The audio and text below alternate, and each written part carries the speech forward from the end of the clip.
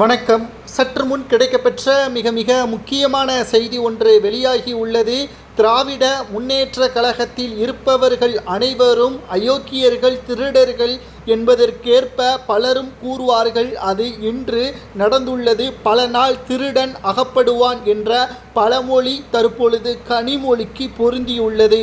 2G வழக்கு முறைகேடு காங்கிரஸ் ஆட்சியில் கருணாநிதி அவர்களது முயற்சியில் முக்கிய சாட்சியாக இருந்த சாதிக் பாஷா அவர்களது மரணத்தை இவர்கள் சாதகமாக பயன்படுத்தி இந்த வழக்கில் இருந்து முழுமையாக வெளியேறினார்கள்.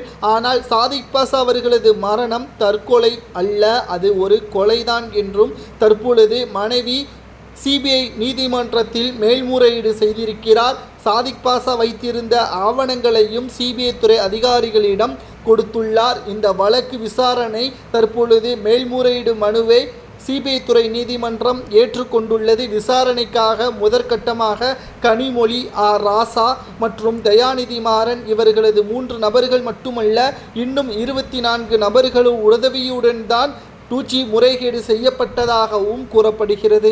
இந்த வழக்கை பொறுத்தளவிற்கு இவர்கள் அனைவருமே தேச துரோகிகள் தான். அப்பொழுது இந்தியாவின் வளர்ச்சிக்காக 2G முறைகேடு செய்யப்பட்டதாகவும் தற்பொழுது தெரிய வருகிறது.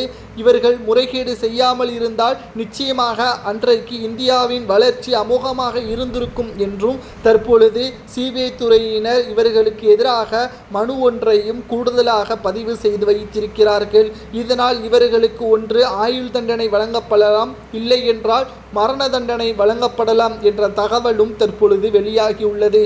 மேலும் கருணாநிதி செய்த உதவி ஸ்டாலினால் செய்ய முடியுமா என்று பார்த்தால் நிச்சயமாக கிடையாது. ஏனென்றால் அப்பொழுது காங்கிரஸ் மத்தியில் இருந்தது. அதை வைத்து சாதகமாக பயன்படுத்தி இவர்கள் சுதந்திரமாக வெளியே வந்தார்கள். தனது மகள் திகார் சிறைச்சாலையில் இருப்பதை பொறுத்து கொள்ள முடியாமல் பல்வேறு சதித்திட்டங்களை போட்டு கலைஞர் அப்பொழுது இவர்களை வெளியே கொண்டு வந்தார். அதில் ஒன்றுதான் ஜாபர் சாதிக் அவர்களது மரணம்.